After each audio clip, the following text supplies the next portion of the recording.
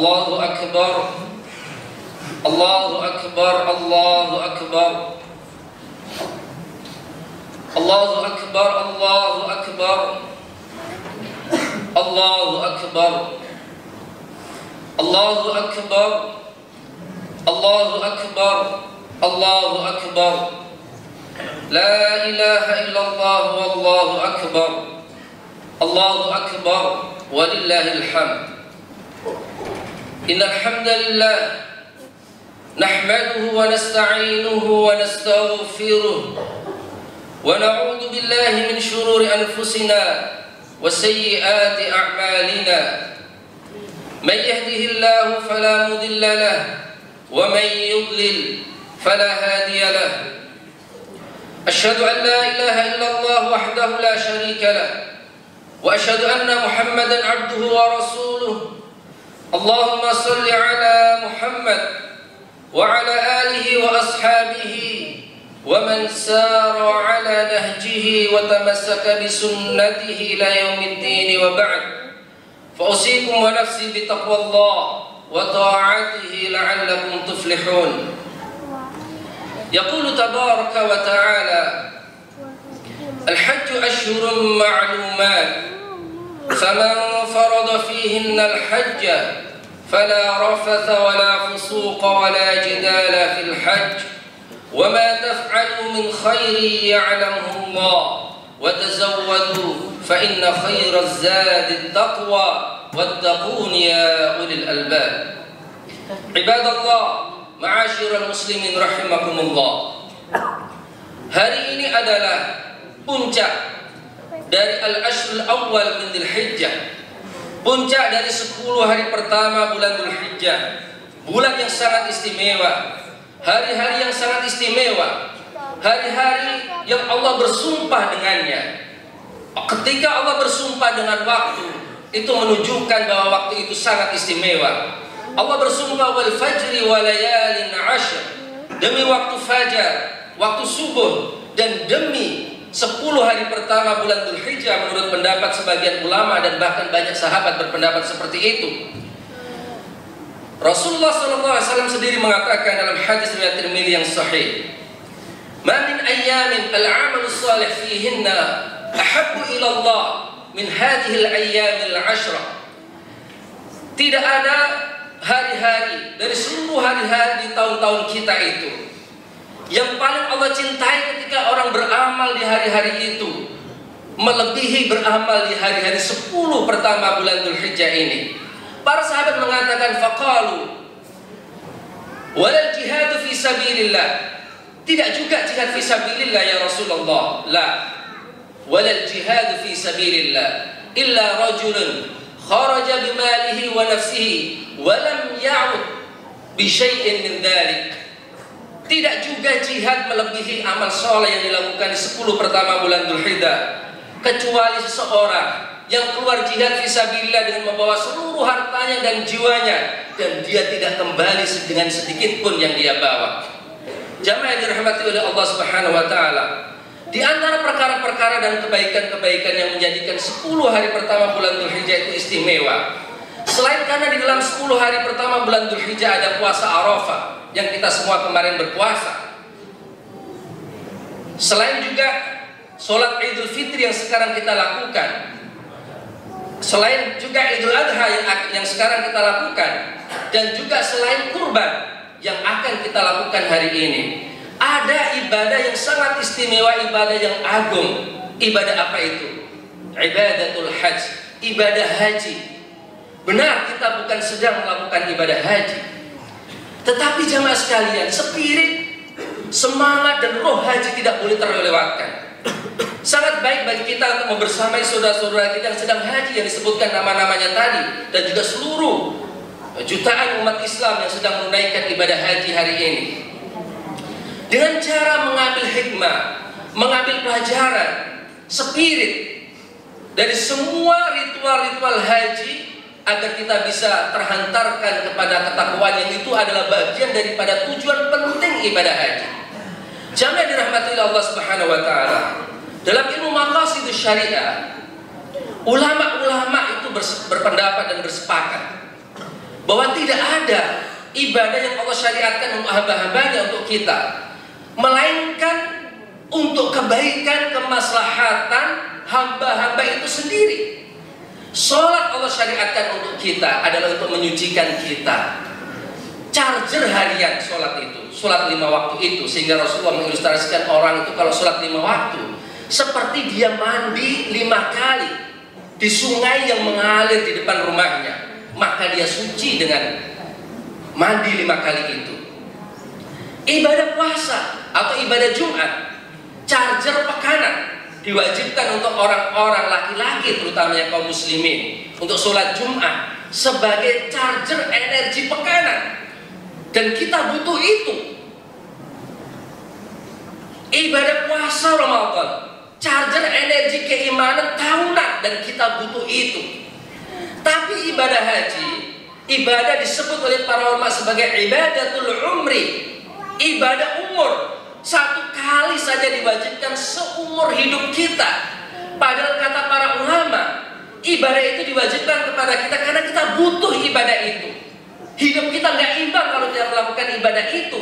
Ibadah haji cuma sekali dalam seumur. Bayangkan bagaimana dahsyatnya charger energi yang diberikan, dipancarkan oleh ibadah haji, sehingga cuma sekali seumur hidup cukup untuk memenuhi kebutuhan kita seluruh hidup kita.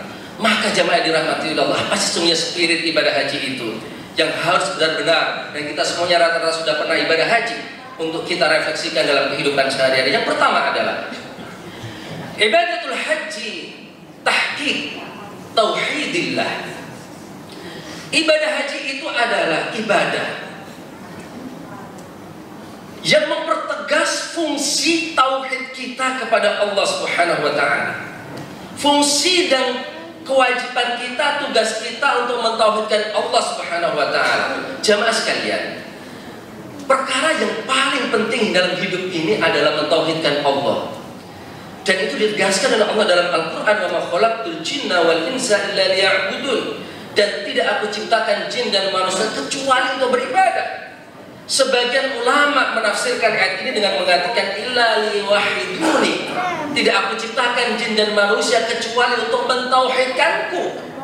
Maka tauhid, mentauhidkan Allah, mengikhlaskan ibadah hanya semata-mata karena Allah adalah esensi utama kita diciptakan dan kita diwajibkan untuk beribadah kepada Allah Subhanahu wa taala. Ibadah haji itu menegaskan fungsi ini dari pertama saat ihram. Ihram itu jamaah sekalian bukan semata-mata pakai bajunya, tapi ihram itu yang paling penting penegasan bahwa kita ibadah ini semata-mata karena Allah. Makanya jamaah sekalian dirahmati oleh Allah, lafal niat dalam ibadah haji itu adalah labbaika hajjan atau Allahumma labbaika hajjan. Ya Allah, aku datang memenuhi panggilanmu untuk berhaji. Aku semata-mata datang berhaji untuk memenuhi panggilanmu, bukan panggilan siapapun, bukan panggilan manusia, bukan panggilan dunia, bukan panggilan materi, bukan panggilan keinginan untuk disanjung, diangkat derajatnya, dimuliakan di hadapan masyarakat ketika sudah berhaji. Tapi semata-mata aku berhaji memenuhi panggilanmu. Ini penegasan tauhid jamaah dirahmati oleh Allah Subhanahu wa taala. Dan kita tahu bahwa ibadah-ibadah yang kita lakukan tidak ada satupun yang lafal niatnya itu ditentukan oleh Rasulullah redaksinya kecuali haji. Ibadah-ibadah yang lain tidak ditentukan redaksinya oleh Rasulullah SAW. Maka orang-orang bisa berbeda-beda dalam masalah ini. Tapi kalau ibadah haji ditentukan oleh Rasulullah, dan lafalnya adalah penegasan tauhid kita beribadah hanya untuk Allah Subhanahu wa taala, bukan untuk yang lainnya. Ibadah haji itu jamaah sekalian dirahmati oleh Allah, ibadah yang rentan ketidakikhlasan, rentan orang itu merusak niatnya ketika beribadah haji.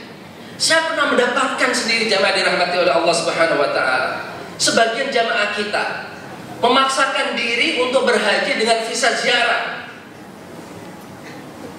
Ketemu kita di Arafah, karena kebetulan tidak punya tenda yang resmi, gabung dengan tenda kita. Saat itu saya bawa jamaah dari Riyadh.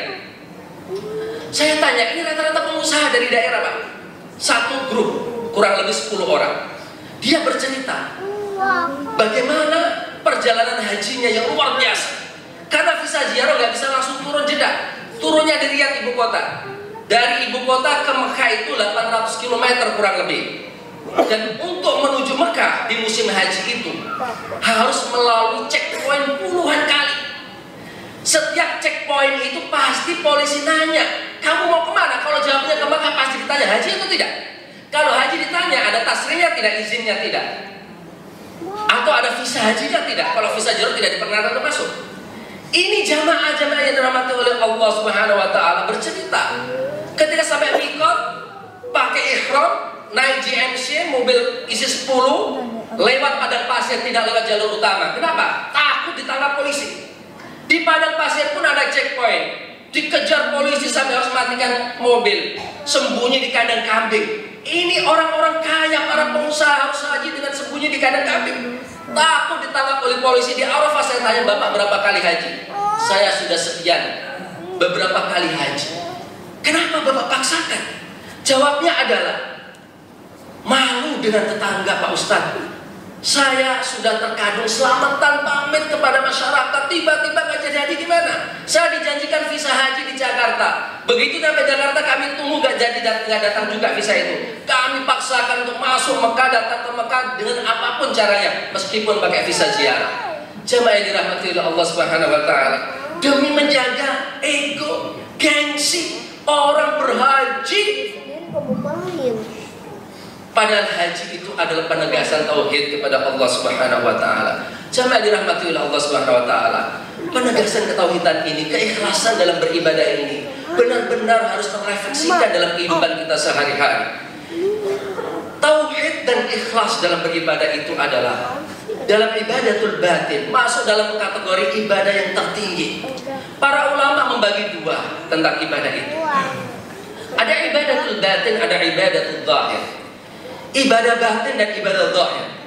Ibadah batin itu seperti ketauhidan, keikhlasan, takut, berharap. Itu ibadah batin.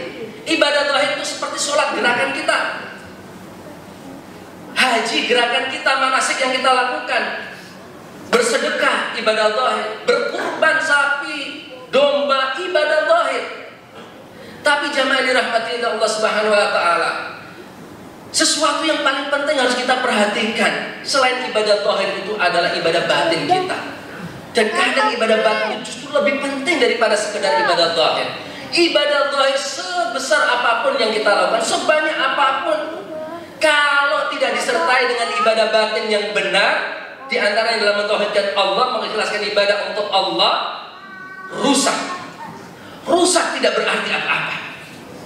Dalam hadis riwayat Muslim dari Abu Hurairah, Rasulullah SAW mengatakan, mengkisahkan tentang 3 golongan, 3 orang yang pertama kali diadili oleh Allah, tapi juga pertama kali dijebloskan ke neraka.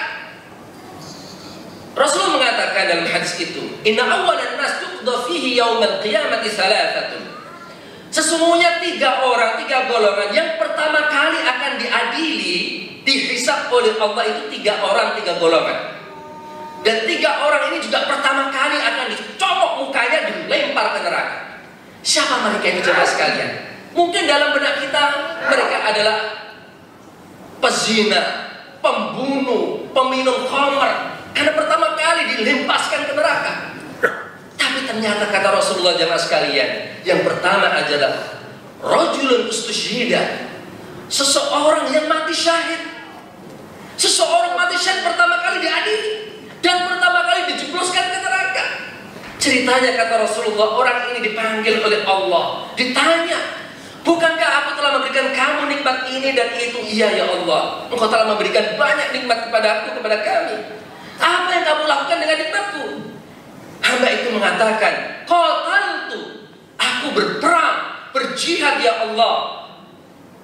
Fiman qatalta, untuk siapa kamu berperang, kamu berjihad? Fika, untukmu, karenamu ya Allah. La kadabta, kamu bohong.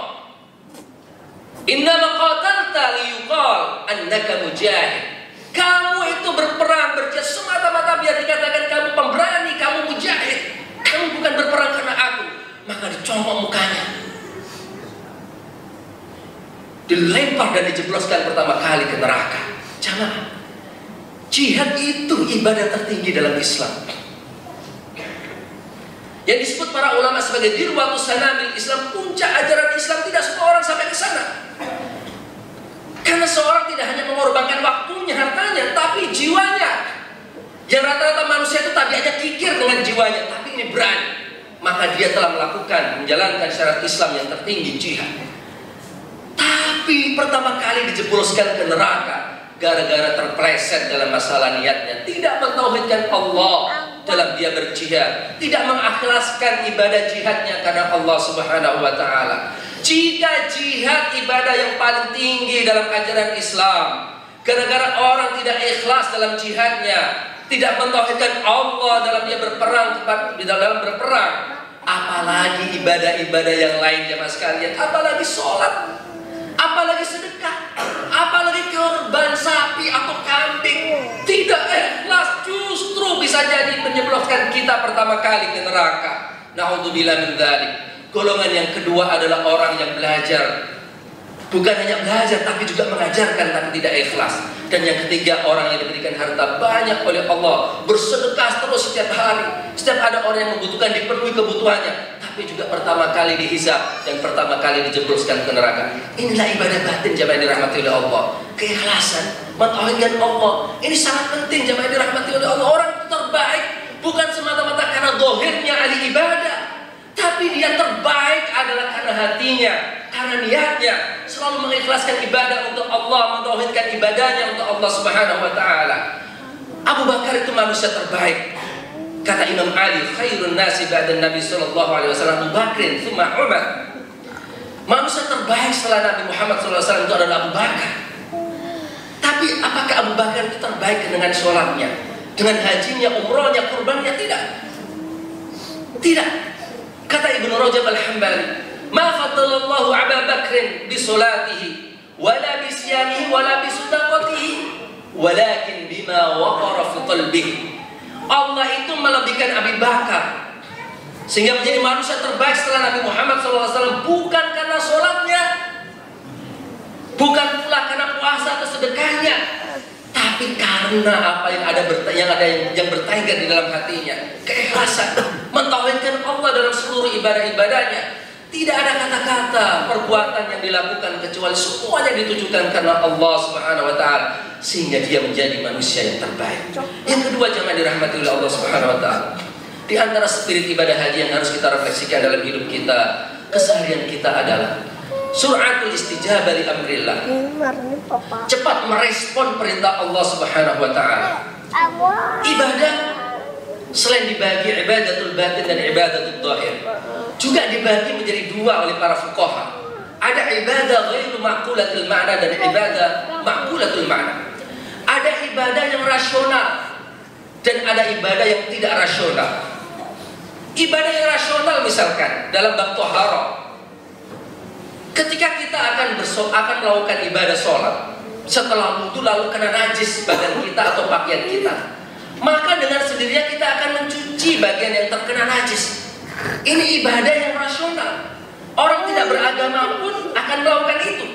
Orang yang tidak belajar agama pun tahu kalau ada najis, ada barang kotor, dibersihkan. Maka ibadah yang rasional, dan orang gampang menerima ibadah seperti ini. Ada juga ibadah yang tidak rasional.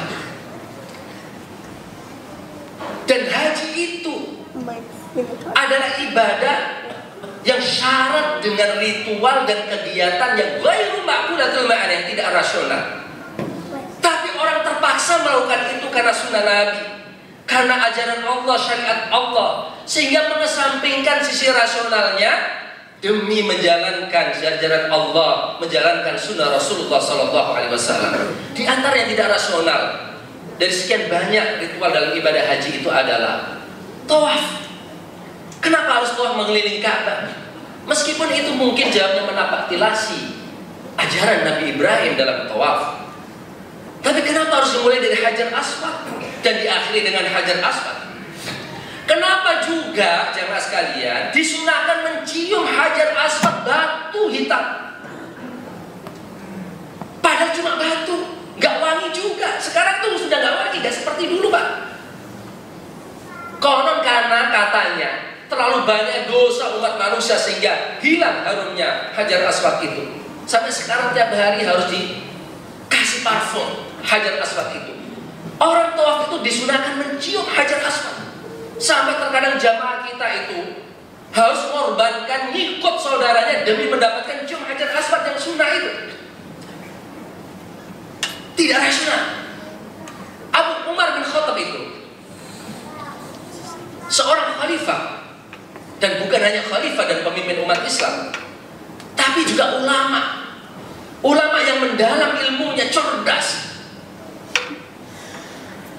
Saking cerdasnya dan mendalam ilmunya, jamaah sekalian, seringkali fatwa-fatwa Umar, pendapat-pendapat Umar itu ketika ada masalah-masalah yang terjadi, belum ada wahyu yang turun, Umar kemudian berfatwa, berpendapat, kemudian turun ayat itu membenarkan fatwa dan pendapat Umar.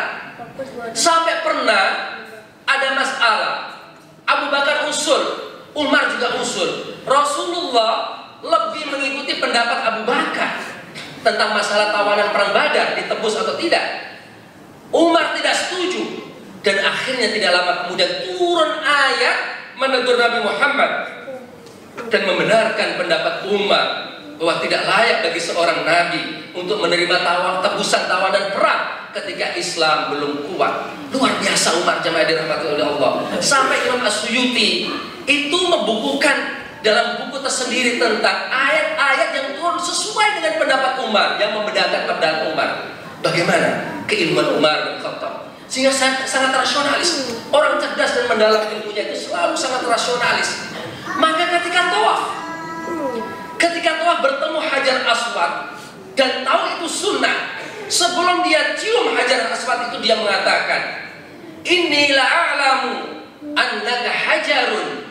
Wahai hajar aswad, wahai batu hitam, aku itu tahu kamu itu cuma batu. La tanfa'u wa la tadur, tidak bisa ngasih manfaat dan juga tidak bisa menimpakan madarat. Walaula anni ra'aitu Rasulullah sallallahu alaihi wasallam qabbalaka ma uqabbiluka. Kalau bukan karena aku melihat Rasulullah mencium kamu, aku tidak akan pernah mencium kamu, wahai batu.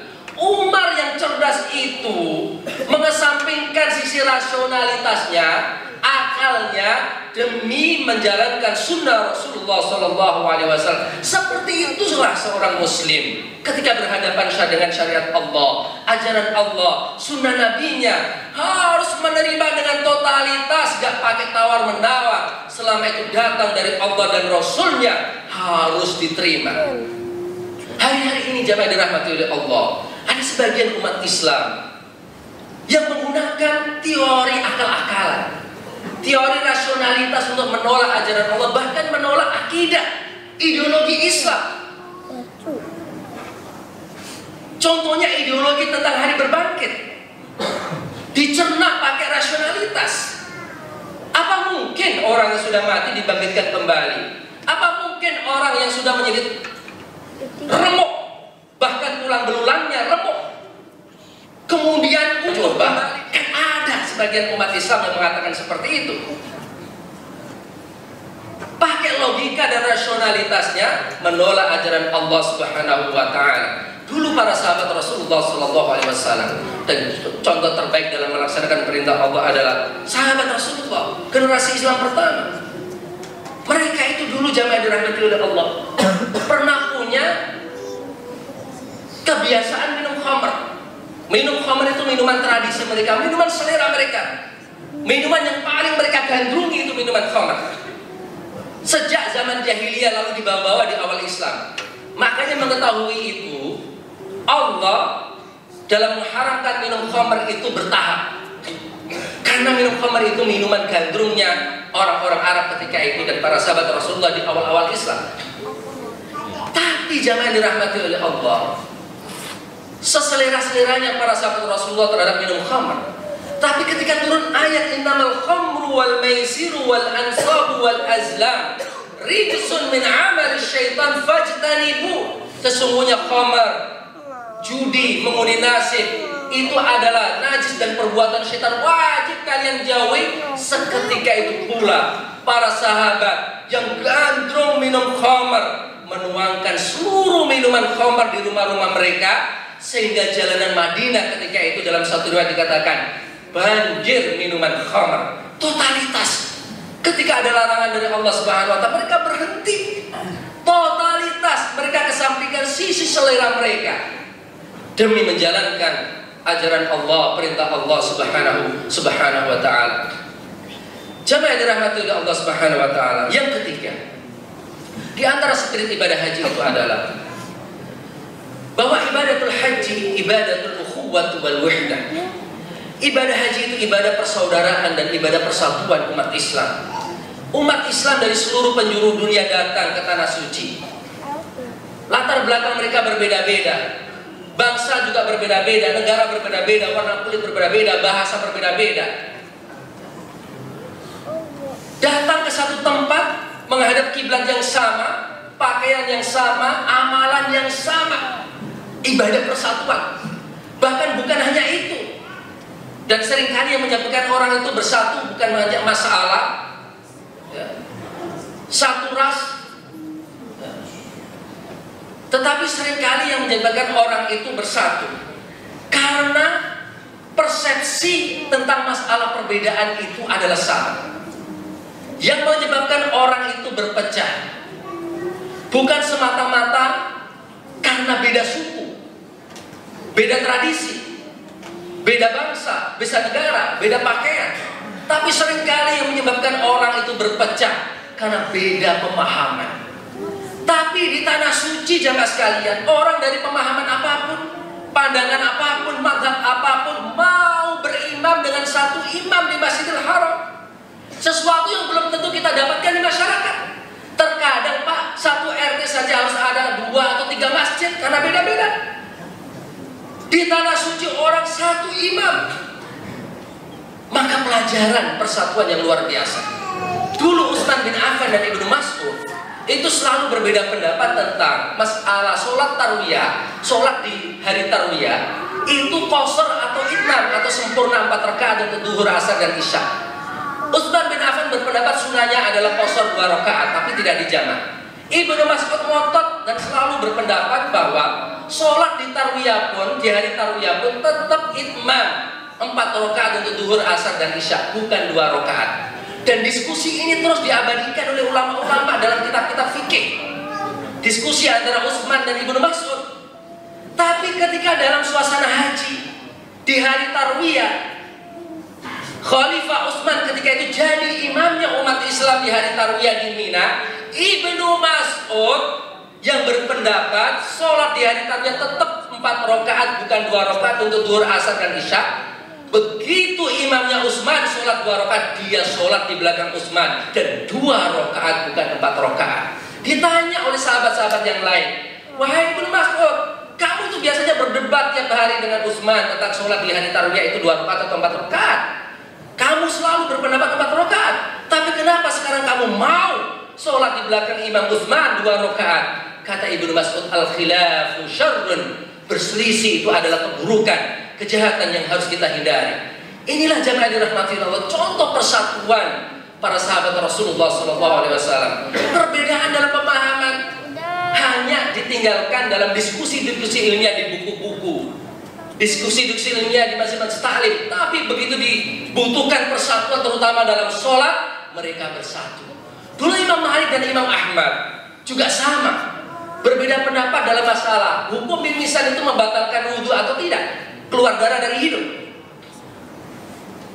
Imam Ahmad berpendapat mimisan itu membatalkan wudhu, dan orang kalau sudah keluar mimisan harus wudhu lagi kalau mau sholat. Imam Malik tidak, mimisan tidak membatalkan wudhu, cukup dibasuh, dibersihkan darahnya, tetap sah wudhu sebelumnya dan tidak harus mengulang.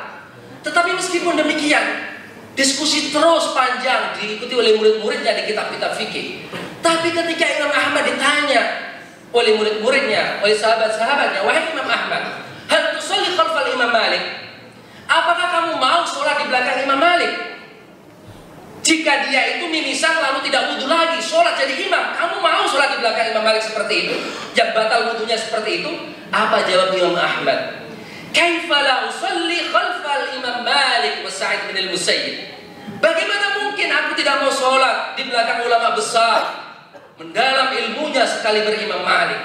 Masya Allah, Imam Ahmad pun meninggalkan diskusi ilmiahnya, perbedaan madhabnya, hanya di dalam diskusi-diskusi ilmiah di buku-buku, di majelis-majelis. Tapi begitu dibutuhkan persatuan dalam sholat, persatuan dalam perjuangan Islam, semua orang harus ikut bersatu memperjuangkan agama Allah Subhanahu wa ta'ala. Ibadah haji mengajarkan itu, jamaah dirahmati oleh Allah Subhanahu wa ta'ala. Banyak sekali spirit-spirit dari ibadah haji yang bisa kita ambil, jamaah dirahmati oleh Allah Subhanahu wa ta'ala. 3 itu saja yang bisa kita sampaikan dalam kesempatan khutbah hari ini, yang mudah bermanfaat bagi kita semuanya. Innallaha wa malaikatahu yusholluna 'alan nabi ya ayyuhalladzina amanu shallu 'alaihi wa sallimu taslima. Allahumma shalli 'ala Muhammad wa 'ala alihi wa ashabihi ajma'in. Wardallahumma 'anil arba'atil khulafa'ir rasyidin Abi Bakar wa Umar wa Uthman wa Ali wa 'an jami'il ali was sahabati ajma'in wa anna ma'ahum bi afika wa judika ya arhamar rahimin. Allahumma ighfir للمسلمين والمسلمات والمؤمنين والمؤمنات الأحياء منهم والأموات إنك السميع القريب المجيب دعوة يا قاضي الحاجات. اللهم أعز الإسلام والمسلمين وأذل الشرك والمشركين ودمر أعداء الدين. ربنا آتنا في الدنيا حسنة وفي الآخرة حسنة وقنا عذاب النار. سبحان ربك رب العزة عما يصفون وسلام على المرسلين والحمد لله رب العالمين.